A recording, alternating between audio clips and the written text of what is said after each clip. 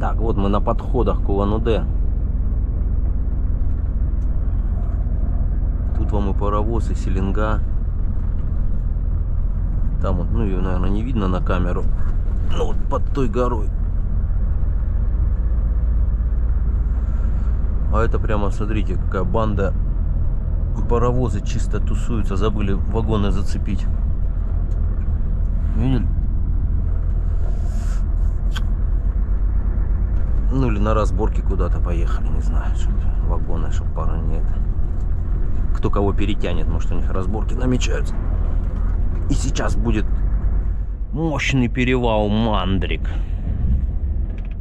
Ну, зимой тут можно поподвисать. Вот селенга, видите? Вот. Ну, тут как бы дорожники следят. Мы сколько ездили, как бы все время посыпано. Тут все как бы нормально.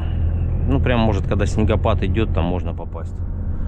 Но мы тут никогда не стояли, не буксовали, но перевал такой, он как бы и небольшой, но и все в нем есть. И серпантинчики, и спуски, крутые подъемы.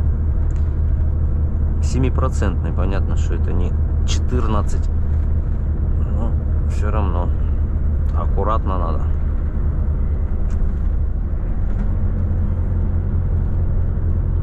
Девятая уже, видите, я правда на расслабоне, на автомате, как обычно. О, у меня 4:30 я прорулил, мне предлагают спать здесь лечь на подъеме. Так, меня догоняет толпа какая-то. Что делать? Ну, я все, больше ничего не могу. Вот еду, как она газует, 50. Даже на переключении 4 км в час потерял. Так, первый пошел, не выдержал.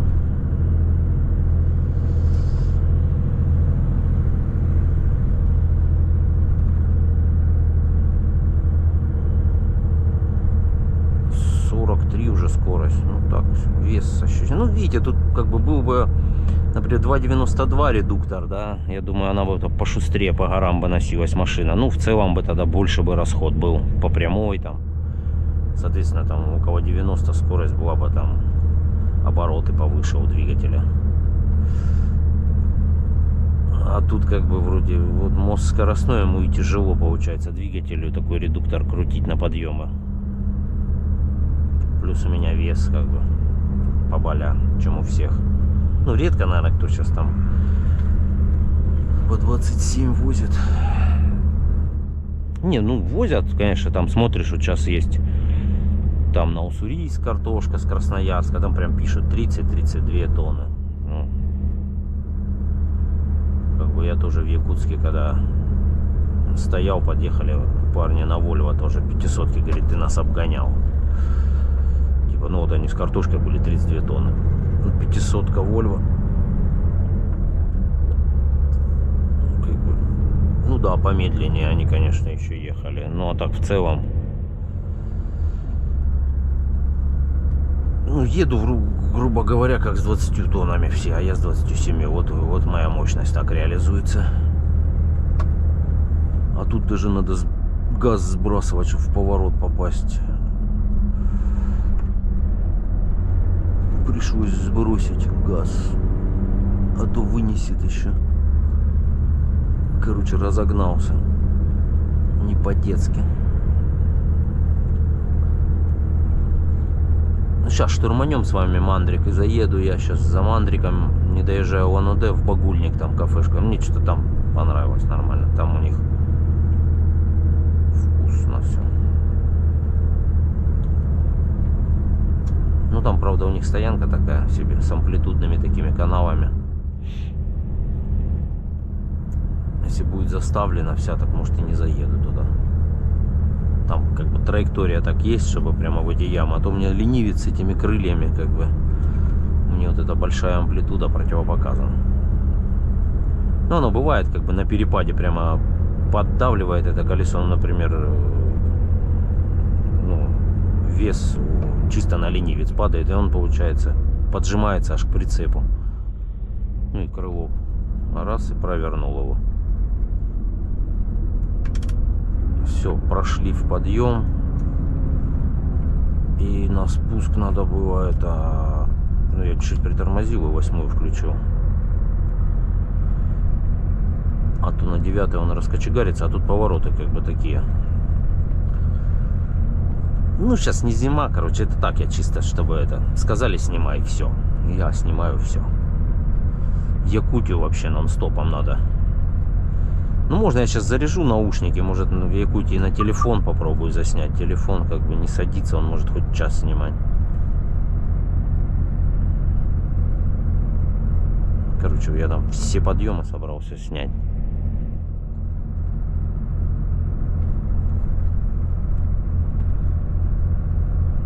Место, где мы когда с Максом там были, получается, там на границе с Якутией, ну, знак стоит, Нерюнгринский район, Республика Саха-Якутия, на въезде.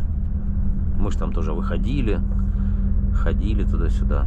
А там сейчас вот недавно, не знаю, в Ютубе, это у меня, наверное, одноклассники мои там с Нерюнгри, кто-то в группу кинул. Этот... Медведь прямо между этими знаками такой выходит. Они с легковой машины снимают. Ну, это вот сейчас было. Уже потеплело. Мы-то ездили, мишки спали. Ну, такой медвежонок, видно, еще как вот с мамой они там 2 года, по-моему, ходят. Вот видно такой вот, который мама только что выгнала из дома. Как бы и не огромный медведь, но и уже не маленький такой. Килограмм на 200, короче. Пушистый такой. Со спячки обычно. Видно, хорошо подъел. Ну, если это видео именно весеннее. Такой весь, как шарик. Да, и там же было тоже в Амурской области с мишками с этими. Жалко даже. Люди прикормили, вот где... Ну, новая дорога широкая, Альдагой, наверное, я так по видео понял, что это где-то в районе Альдагоя, вот эта широкая трасса. И там мама с 2 медвежатами. Она все ходила, все ее приостанавливали, снимали, еду кидали. А ночью маму сбили, короче, там. Еще одного медвежонка сбили, 3-й остался там, с хромой ходил, лапку ему там что-то. Короче, трагедия просто. Ой. Вот так вот люди прикормили, а нет бы они, конечно, что будут в лесу тусоваться, думают, гля, какое нашли шикарное место. Сидишь возле дороги, тебя кормят. Ну и все это плохо закончилось, так что не кормите лучше.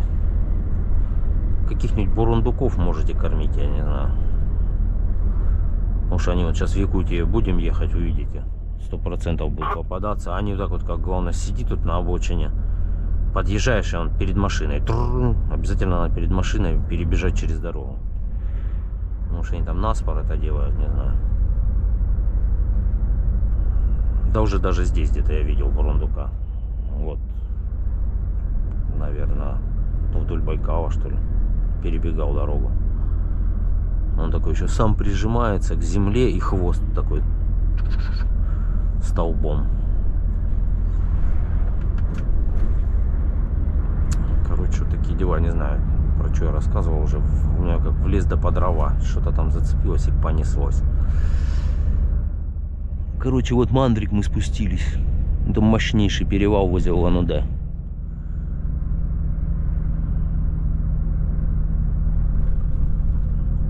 Что-то все отстали, не знаю, за мной ехала толпа.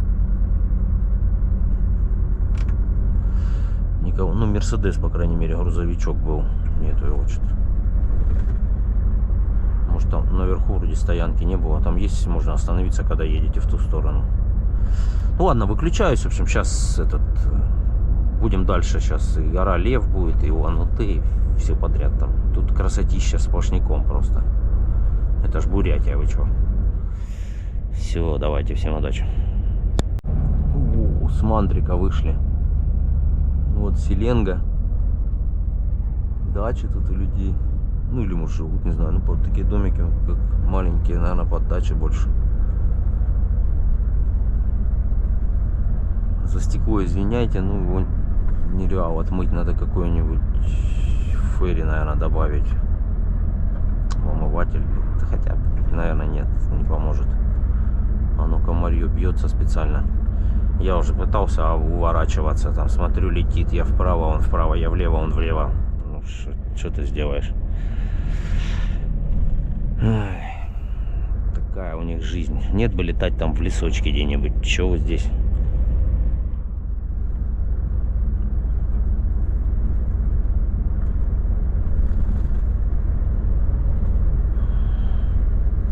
Так, ладно, опять этот кусок вида красивого заснял. Катим дальше. Да, вот тут решил еще заснять. Вот он, железнодорожный мост, железная дорога на ту сторону перебирается. А ну, может, за деревьями вам не видно, наверное. Ну вот. И вот это долина Селенги.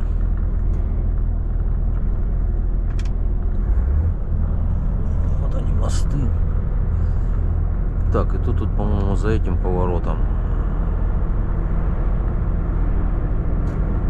то, что мне нужно. Ну, наверное, не знаю.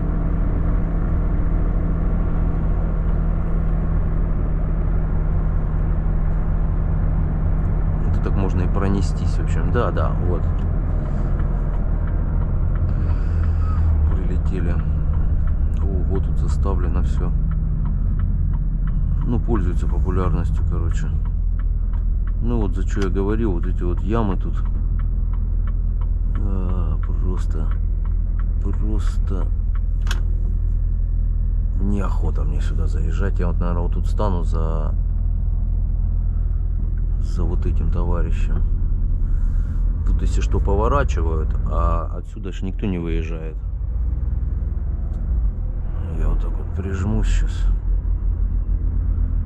Потому что, ну, не вариант. Я там останусь без крыльев и без колес. Потом, если что, назад сдам. Ну, короче, качественная парковка, как обычно. Кармашки. Тут вроде дорога широкенькая. Дверями не задену никого. Ну, в общем, здесь за фурами. Вот красная крыша, если видно. Багульник, в общем.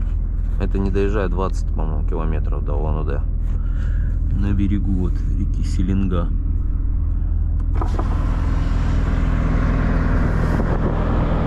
Там вот видно, поезд погнал. Да, тут опять от Байкала ушли, 25 тепла сейчас. А я на Байкале ходил гулять, куртку одел и еду. Не могу остановиться, чтобы ее снять. Не куртку, я имею в виду, а олимпийку. Ну да, без олимпийки тоже плохо, без карманов получается, никуда ничего ложить. Ладно, в общем, все, такой расклад. Пошел обедать. Давайте, всем привет. Так, ну все, добрались до Улан-Удэ. Ну, весь город в стороне, вон. А мы тут краешком пробегаем.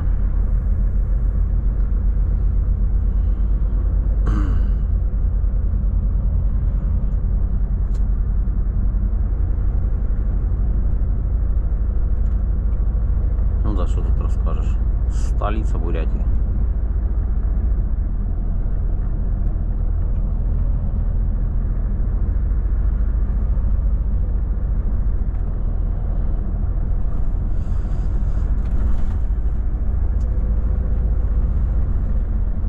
По прямой светофор. Там вот аэродром, аэропорт.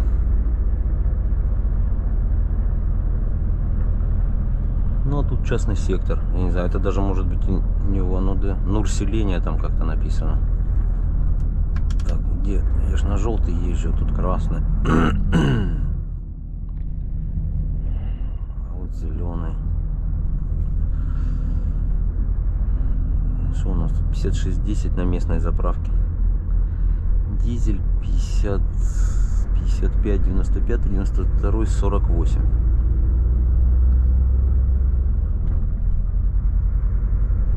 Ну вот сейчас будет Роснефть, по-моему, 56-20 здесь солярка.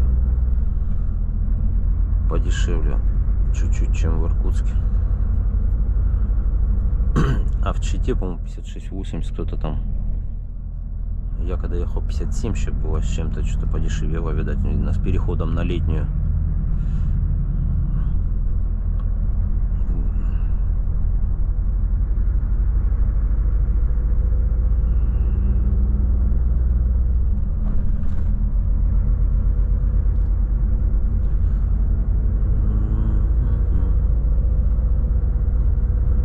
общем, так вот.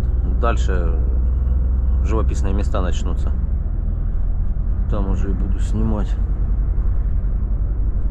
Как бы заправка ННК такая опасная, что на грузовике заедешь и не выедешь оттуда. Ну, выезд и заезд одно месте, без разгонной полосы.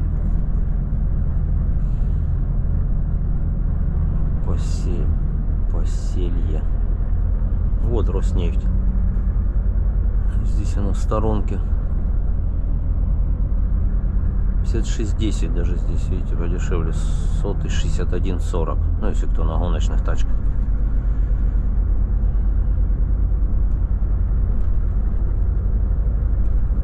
Ну и все, и получается, вот все.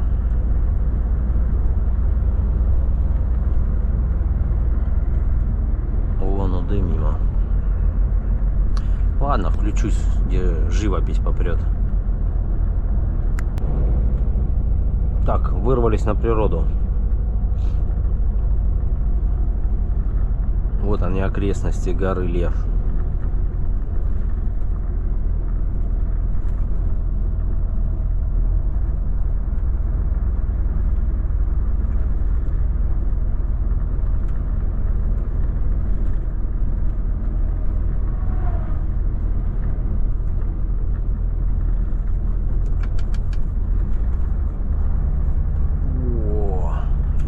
Вниз.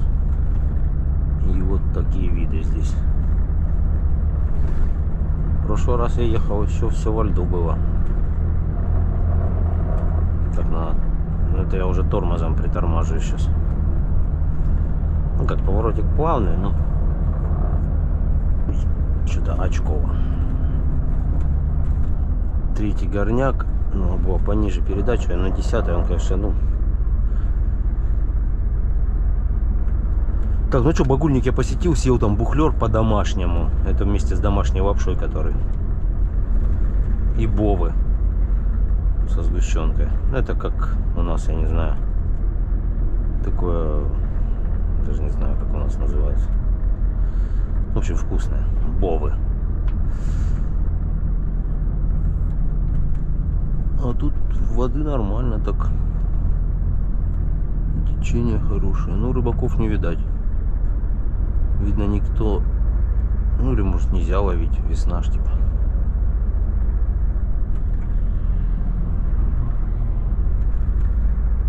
Ну сейчас прокатимся вот до верха, Амулевый подъем. Хотя я уже тут снимал, не знаю, раз 10, наверное, все это дело. Ну, каждый раз смотрится, конечно, по-разному.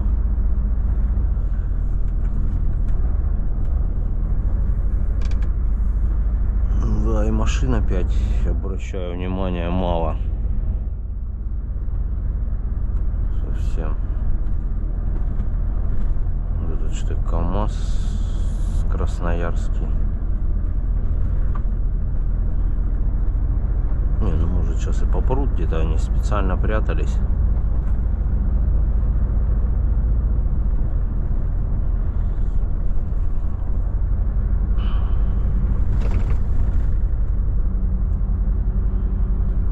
Да, тут дорога такая прям запоминающаяся.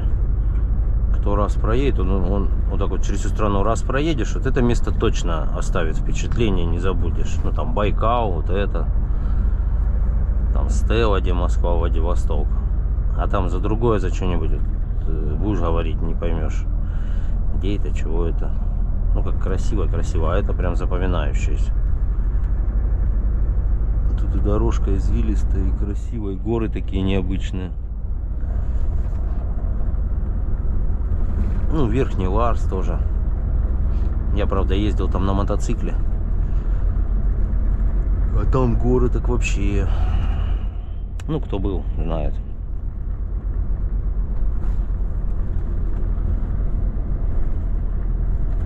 Тут тоже на мотике нормально можно.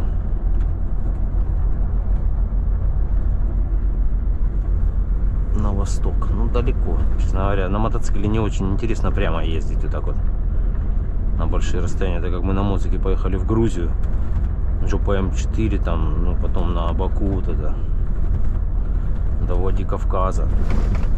Там в 4 полосы едешь уже, Спидометр глянешь 200, а оно уже кажется как на месте. К скорости привыкаешь.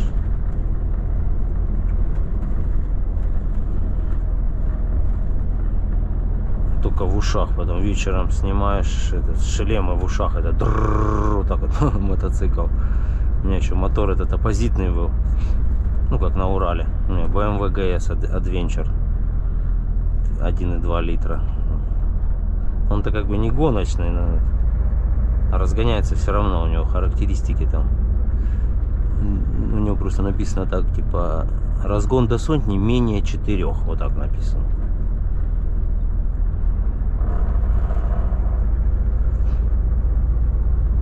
Ну, сейчас у меня был еще, получается, я брал уже, вот как сейчас последний кузов вышел, ну или модель обновленная, уже мотор у меня был 120 лошадей, не, подожди, 110, по-моему, лошадей, да, а этот стал 125, следующий уже добавили ему охлаждение водяного чутка, а у меня был еще чистый воздушный. Последний из чистых воздушных ГСов, короче. А вот гора Лев. Ну, с этой стороны на льва не похоже. Она когда с Амулевого идешь, типа вот этот лес и скалы, там как грива. А это сзади подходим мы, короче.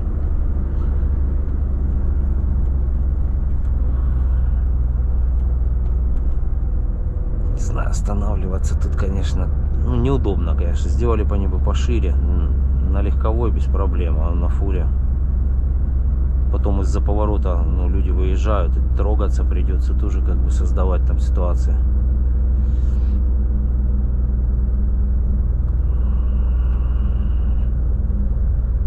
Вон видишь, наделка без проблем. Ну, если вот так вот как раз на одну машину здесь можно будет в следующий раз. Ладно, все, делка, запарковался нормально. Все равно трогаться неудобно. Из-за поворота кто-нибудь вылетит. И вот тут такой видос вообще суперский, но половина закрывает кабина. Ну, есть там, снимали. Парни даже ходили наверх на самый. Я уже смотрел. В ютубе есть, в общем, этот гора Лев там. Вид с верхней точки. И вот это Амулевый подъем, и будем спускаться. А, ну Амулевый, наверное, оттуда называется, когда с Тарбагатая поднимаешься.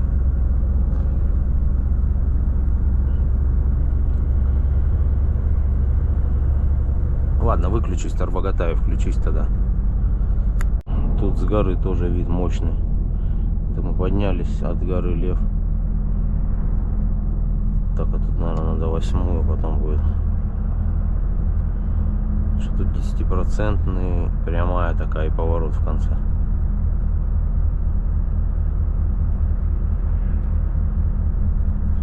И вот это перед нами раскинулся красавец Тарбагатай.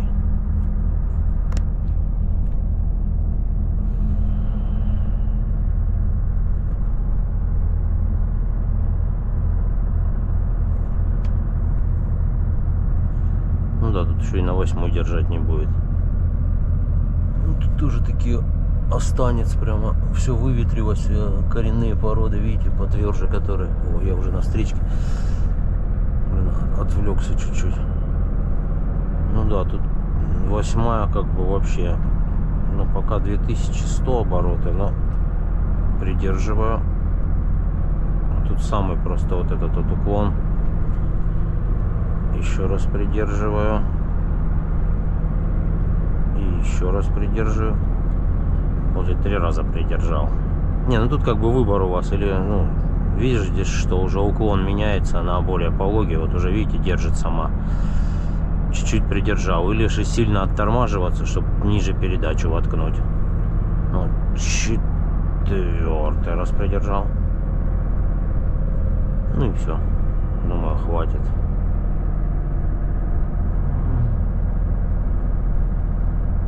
Счета 612. Ну вот под лопатки 115 тоже. Вон дорога уходит, видно, там среди гор. Тоже место, наверное, интересное.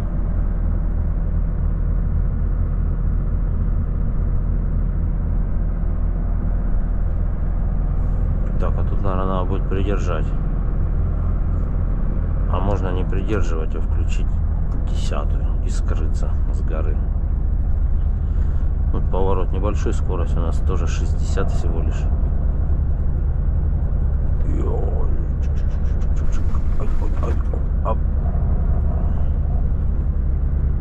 Ну и вот кусочек Тарбагатая.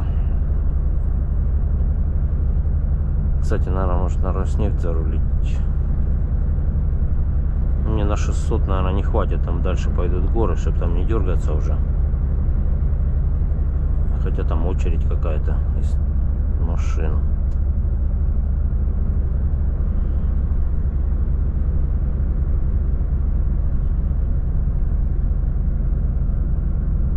Короче, не знаю я. Это удобно, а те все остальные заправки там такие кривые. Ладно, поехали. Там я, в принципе, если что, по вездеходу там есть заправка там. Ну, не местная, типа, ну, не сетевая. Я там уже заправлялся. Сориентируюсь, короче.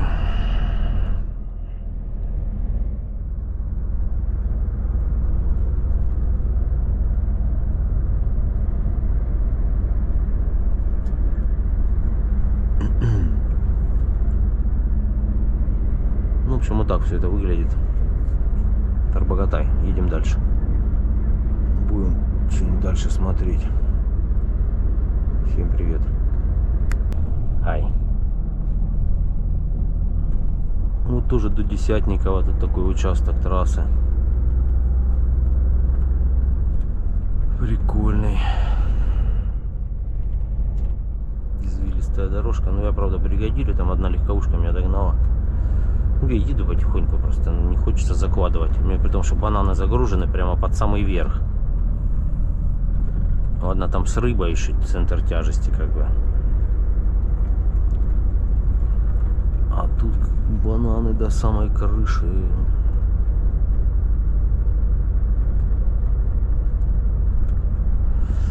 Потому что тут все вокруг в бананах не было, надо поаккуратнее ехать.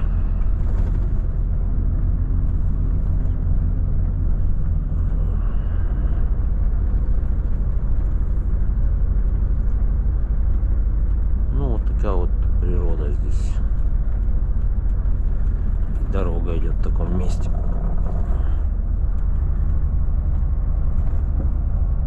Оп, что это был за звук? Тук-тук какой-то. Я подсрезал чуть угла. Ну, я видел просто, что далеко лазил. Ну как, не вслепую, я имею в виду, срезаю.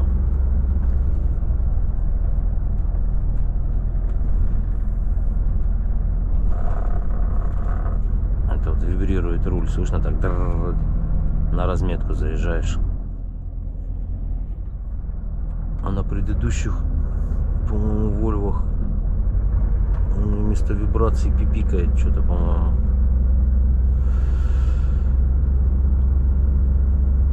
Представьте, каждый раз разметку пересекаешь, пипи-пипи, туда-сюда.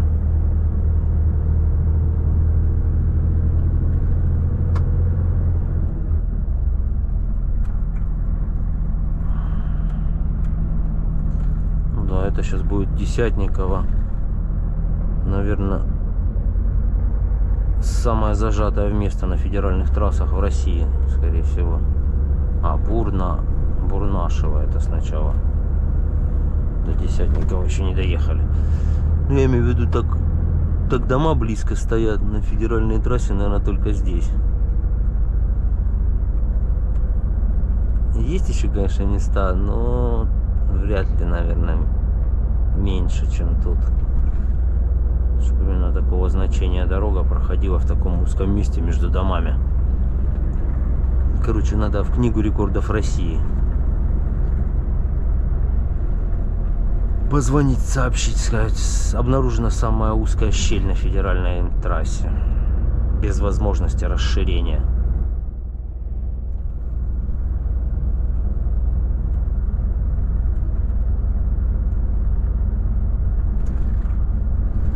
Это Бурнашево. Ну, сейчас уже терпите, сейчас до Десятникова доедем. тут все равно красотища. Вот нефтяники разорились. Была заправка? Нет, заправка.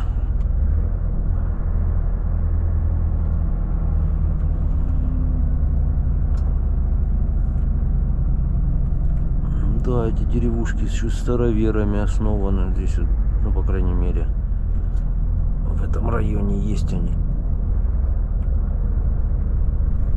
Староверы.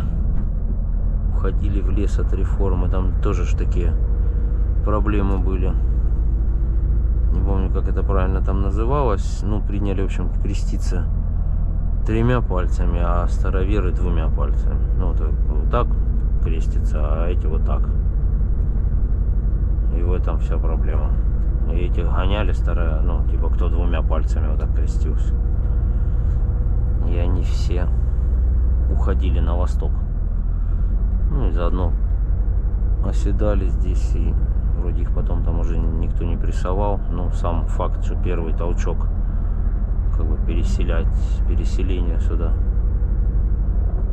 Ну и казаки тоже, да. По рекам присоединяли, плавали там все. Как рассказывали, ну вот Хабаровск, да, там Ерофей Павлович Хабаров этот. Они там с отрядом из 70 человек проплыли вот это по Амуру. И застолбили такую территорию.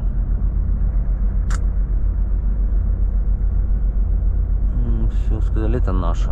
В Хабаров, где сейчас Хабаровск остров поставили. Он еще и по Лени плавал куда-то там. Ну, я точно так не помню. Там даже в Якутии есть, не знаю, когда едете на Чукотку, наверное, аж туда, по Индигирке, наверное, или по какой-то такой реке. Ну, точно не буду это. Ну, там казаки. Церковь там посреди тайги деревянная была построена. Так ее даже на вертолете вывезли, и она сейчас в музее в Новосибирске находится.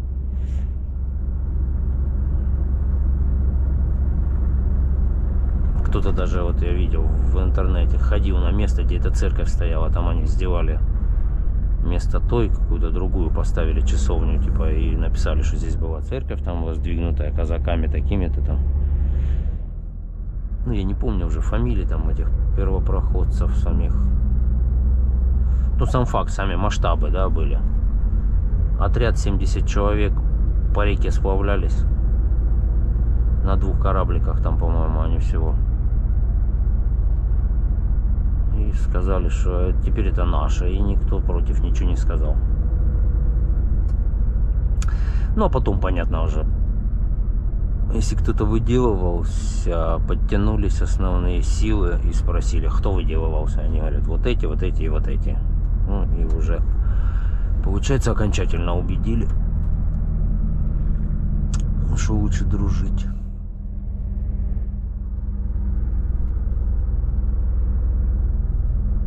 Сейчас мы уже, ну, потерпите, сейчас уже будет самое узкое место на федеральных трассах России.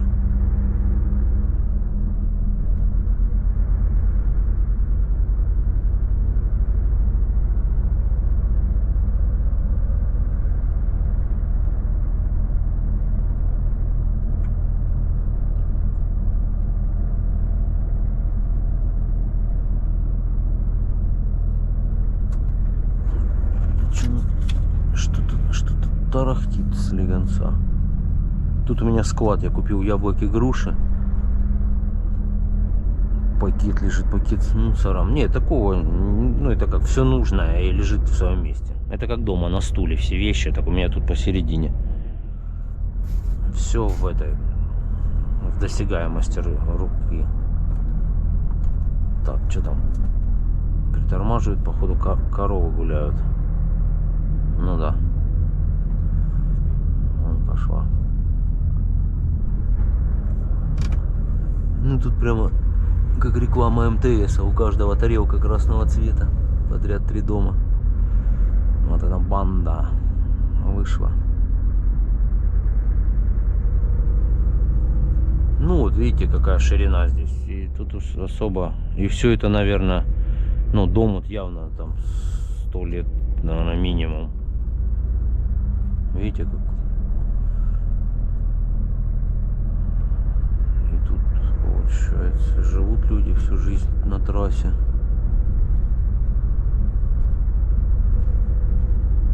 И дома видно такие, но нету цоколя, видите? Никакого каменного, ничего, просто на земле выложено. Ну или может уже ушли, как бы там был цоколь когда-то лет 200 назад.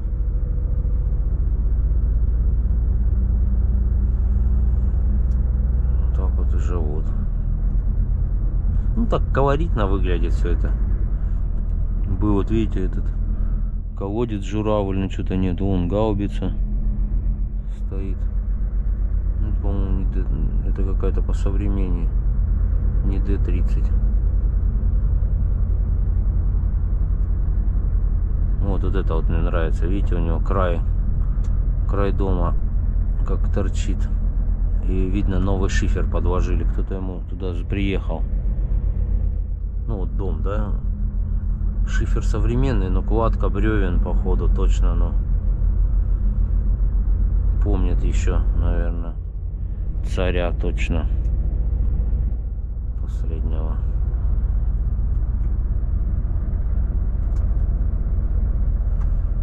О, пацанчик, как-то сами без присмотра. Ну, наверное, может, знает все, технику безопасности, ну тоже, честно говоря. Ну вот Десятниково и проехали.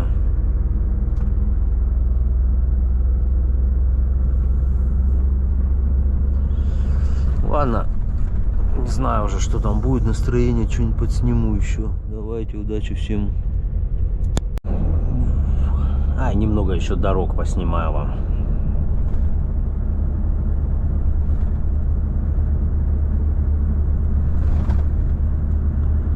Правда, потряхивает. Оп.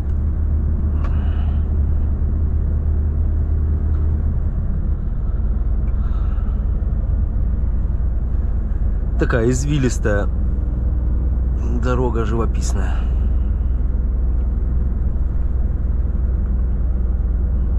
Рассказать уже особо нечего. Я все рассказал, получается. Дальше молча. Музыку буду накладывать.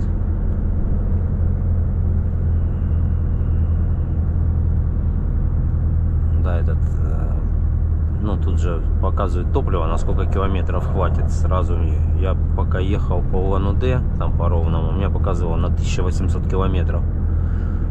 Ну, она темп понимает, с каким расходом идешь, и примерно прогнозирует.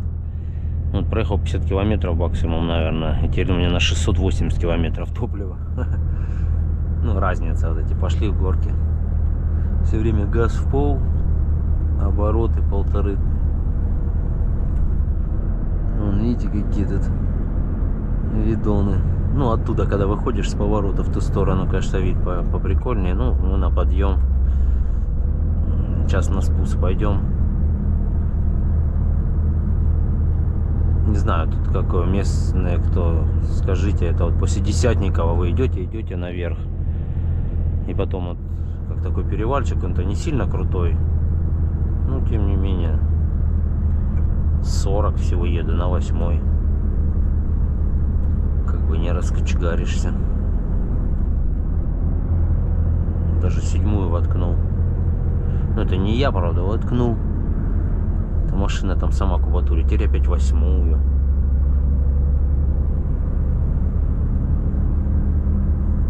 Ну, я на автомате просто еду, так, чтобы нет.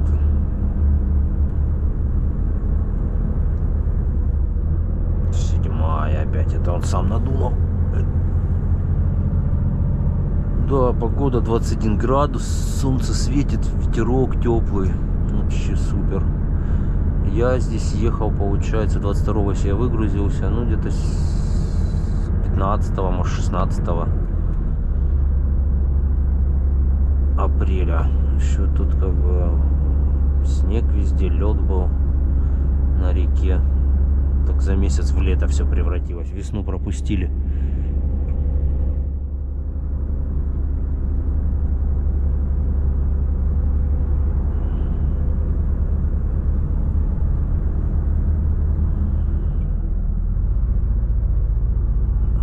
видишь, вот автомата минус. Вот он чуть слабенный мотор почувствовал, он уже 9-ю воткнул и тянется. Не, ну вытянул, ладно. Ну, а бывает он туда-сюда, уже 10-ю даже воткнул. Сейчас обратно вернется, видишь? Оп, вернул на 9-ю. Ну, вот это минус, как бы, если вы позволите автомату на какой-нибудь крутой супер спуск ехать, да, ну, подъем, то есть, то он там может тут с этим туда-сюда переключением вас и засадить. Ну, так как лето, как я вроде не сильно груженный еду, по сравнению, там пацаны ездят, я же говорю, с Владивостока там по 30-40 тонн там даже рыбы грузят. Ну, она начинается сразу проблема, конечно, свыше 35, наверное 32. Ну как, вот машина технически у меня, техническая нагрузка на ось, ну, на седло, то есть 19 тонн. Ну это, то есть, без перегруза 19 тонн у меня. У меня сейчас 14,8. То есть мне там, чтобы начать машину, грубо говоря, насиловать, мне надо тут навалить 40 тонн, наверное. Ну, потому что она с ленивцем. А по 35 тонн возят люди, которые на одноосных же возят. А у меня как бы с ленивцем мне тяжело. И прицеп, он получается, техническая нагрузка у него 30 тонн. То есть без перегруза. У него рассчитаны подушки, там все это. Ну, как бы чуть-чуть перегрузишь, там, ну, 32, там, ну, прям ничего страшного. А 40 уже, конечно, там начинаются трещины в рамах, подушки взрываться, колеса взрываться. И все думают, как так, плохая резина, наверное. Или плохая подушка. Да просто вес уже. Как бы все ж рассчитано под что-то. Они, никто ж не будет, ну, как бы поставили максимум 30 тонн, грубо говоря. Никто не будет это делать на такую машину подушку на 100 тонн рассчитанную. Ну, она наверняка дороже будет там и все такое. Так что мою машину 27 тоннами там кто-то писал, типа, это все скажется там туда-сюда. Ну, у меня в норме как бы все это. Ничего страшного. У меня и мощность есть, и седло до 19 тонн. Сама тележка это. А я не знаю, что 19 на седло, это как раз, наверное, 40 надо вести. Оно частично добавит на прицеп и сюда 5 тонн как раз. В общем, такие дела. Любуемся красотой. Тут голуби пешком ходят по обочине что-то посреди леса.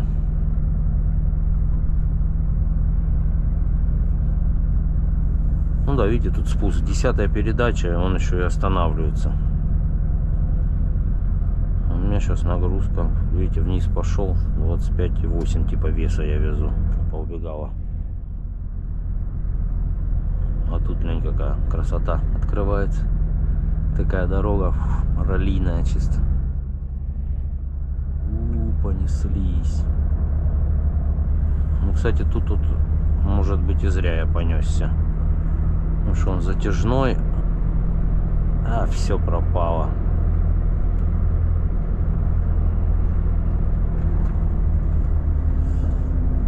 Погнали закладывать сейчас.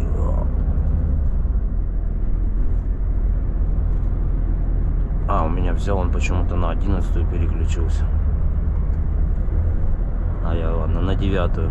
Видите, проходит чуть-чуть, я придержал ее.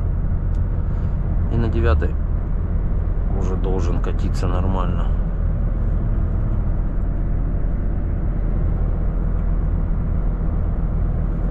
Так, смотрим, можно подсрезать чуть-чуть угла. И такой выкат. Ну, красивая аж дорога, скажи, да? Тема. И машин, заметьте, да, вот сзади в зеркало никого. Впереди вон одна легковушка. Ну, я вот это обогнал Америку на подъем с Десятникова. И мы вместе с ним по вот этим зигзагам ехали медленно. Никто особо не догнал нас. Там вот Сарды стоял. парень, наверное, с которым я на Автолуне на заправке общался.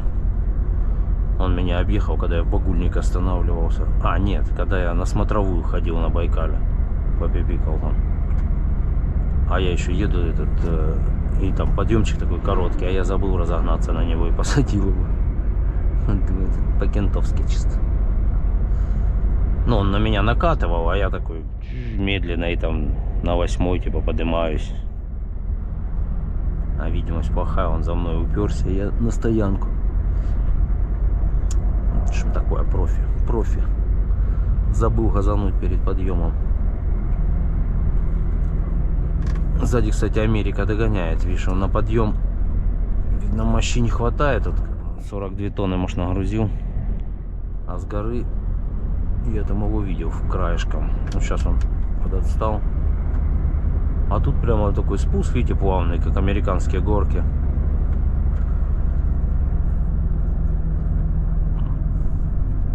Единственное, что надо не шалить, как бы в плане закладывания в повороты, потому что центр тяжести высоковато.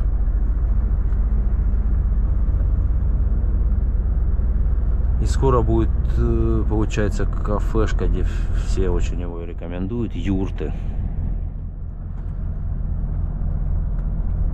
Там бухлер, бузы, там, в общем, ну, все туда заезжают.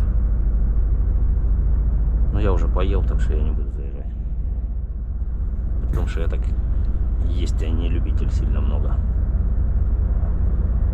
Но все равно энергию не тратишь, сидишь тут. Яблок набрал, груш буду грызть. Ладно, в общем, в целом, видите, идем в раскатке между гор. Вот, кстати, новая надпись.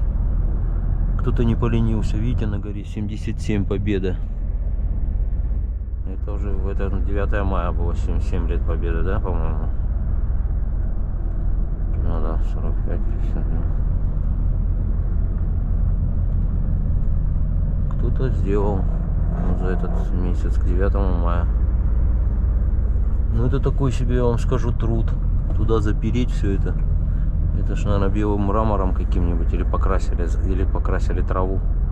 Ну, навряд ли, наверное, камушками выложили. Ну, дорога, видите, не прекращается. Красота, как вот бросить, снимать, не знаю.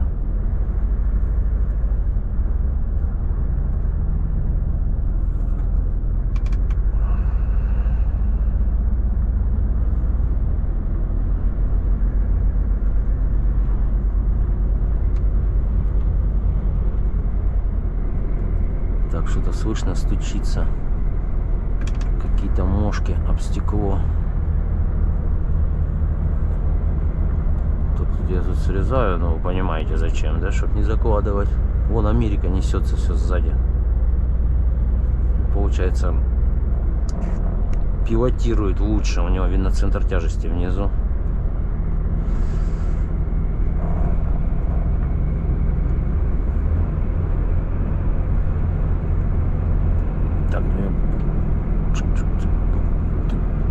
Так, вот так.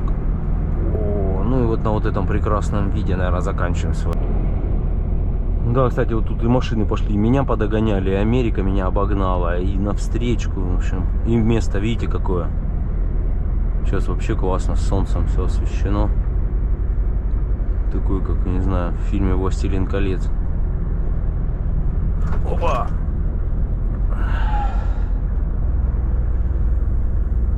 Ух, да? Ну, на камеру наверняка не так. Приезжайте, посмотрите, в общем. Я уже говорил, тема. Приезжайте, берите японскую машину, катитесь обратно, продаете у себя машину эту японскую, отбиваете на дорогу. У вас бесплатное путешествие.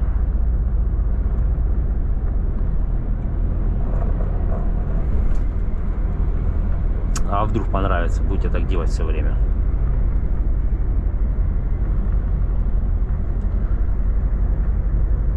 Так, что-то на меня прямо наседают, они сзади уже все. Ну, я еду 70, конечно, как красное-белое, а сейчас еду. Ну, я то по телефону, то что-то это. И я всегда, когда что-то делаю, если отвлекаюсь, то у меня скорость падает. И получается все под контролем. Да, тут, конечно, живописно все. Ну, по крайней мере, необычно, где такое есть. Вроде как приедешь куда-нибудь в степи, там ровно.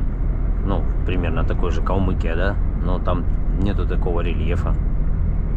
А рельеф все-таки красоте прям добавляет. Такие просторы, я не знаю, километры. Объем прямо чувствуется. Все, отваливай. Я прям на тормозах еду, на третьем горняке.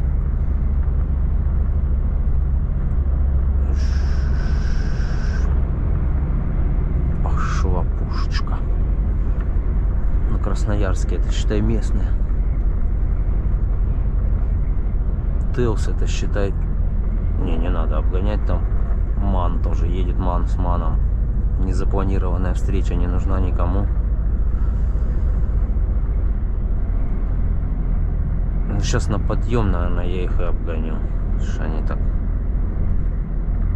Хотя на подъем у меня тоже не сильно едет. Вот, видите, перегонщики. Это кто? Бесплатные путешественники. Так, машину на автовозе отправить было 70 тысяч. Ну уж, по крайней мере, 70 тысяч вы заработаете. Ну, если прям сильно дорого, не залопухнетесь, там, не купите машину. Там по рынку купили, быстро перегнали. Ну, как бы... На бензин надо, сколько там будет? Ну, она там 10 литров ест. Ну, это и то максимум. Да. Блин, что какой-то обгоняльщик, я не знаю. Я уже 75 еду, он как-то прямо вот подгорает, надо обогнать. А встречки еще так вот, ну, солнечно когда, они вроде и со светом едут, но их не видно особо. Вот у него фары горят, да, но если на дальнем будет ехать. Почему мотоциклистам рекомендуют ездить с дальним светом? Чтобы точно видно было. Ну тогда хреново, конечно, когда на дальнем идешь, то ты смотришь в этот пучок света, и дистанция плохо определяется, когда сильно яркий свет на тебя движется, не поймешь дистанцию. Можно подошибиться.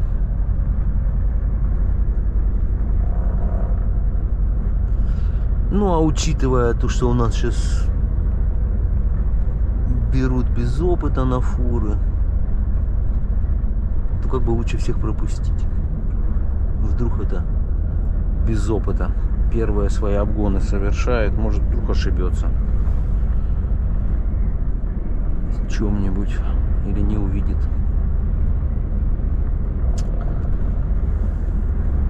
В общем, едем дальше. Вот живописные места не прекращаются. Ну, дальше там попроще будет. Перевалы, не знаю, уже, наверное, не буду снимать все эти пригорки. Зимой как бы еще интересно, когда там гололед, все тяжелые условия. В общем, не знаю. Ну, могу Мухоршибирь заснять, кому хочет. В Мухоршибире был кто? Не было все. То все договорились. Я сниму вам Мухоршибирь еще. Ладно, выключаюсь пока, а то пленка кончится. Давайте. Вот он. Мухоршибирь. Нам на Читу.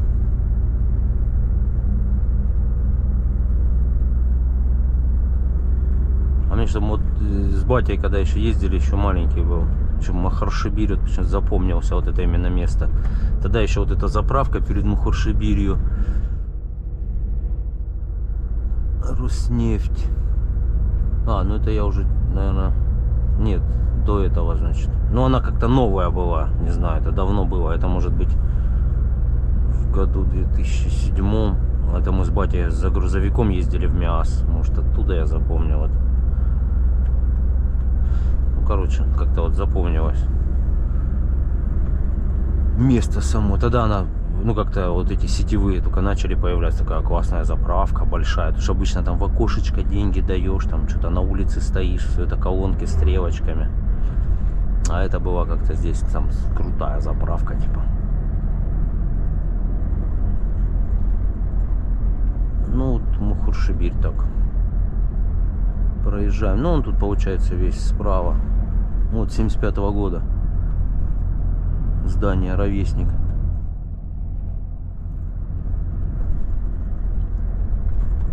Ну, на нем просто кирпичами выложена дата, вам, наверное, не видно.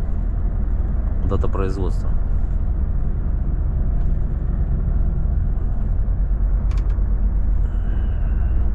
Ну, вот Мухоршибирь. Там у них храм есть, центр, какие-то дома многоэтажные. Лесопилка. Какое-то незавершенное строительство с надписью «Слава Руси».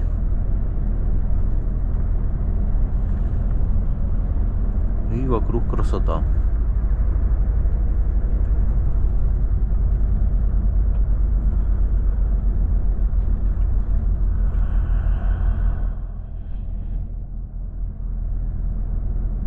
Ну да, было видно, что-то с сельским хозяйством все позабросили, разобрали. Там вон вдалеке.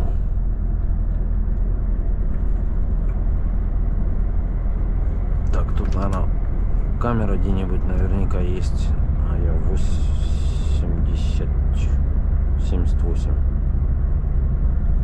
А тут ГАИ уже заловили кого-то. Иркутских.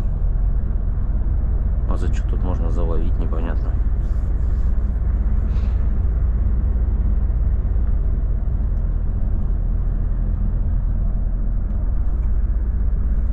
Ну вот и закончился Мухоршибирь. Ну ладно, все, а то фильм получится длинный. Про Бурятию. Как я проезжал Бурятию, в общем, фильм будет. Давайте, всем удачи на дорогах в очередной раз. Так, тут опасное мероприятие. Переходят все, кто могут. И коровы, и овцы, и лошади. И маленькие там овечки. Прикольно. И бычки там молодые. На большое стадо. И жеребята вон какие. Манюсенькие.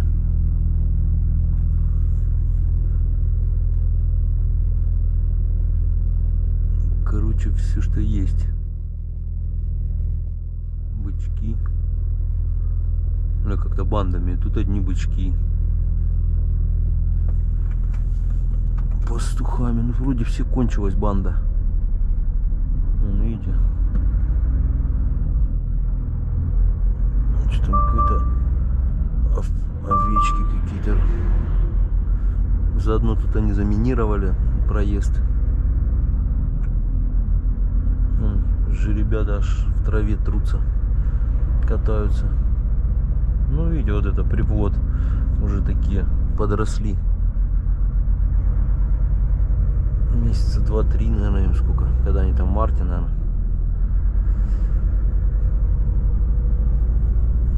Местный колорит, в общем.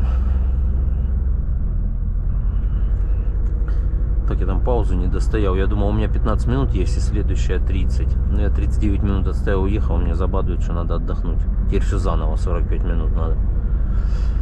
А тут негде останавливаться вообще. Чтобы 45 минут, что тут делать? И как раз эти...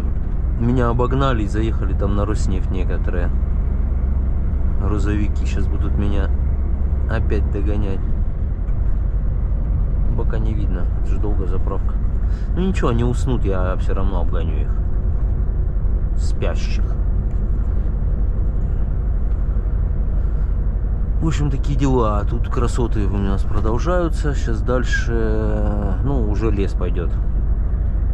Уже таких голых не будет гор. Ну, в таком количестве. Ханхалой, Никольск. Ну да, скоро. Вот Хараус, а здесь будет граница. И начнется уже Читинская, ну, Забайкальский край. Недалеко осталось. В общем, катим дальше. Всем привет.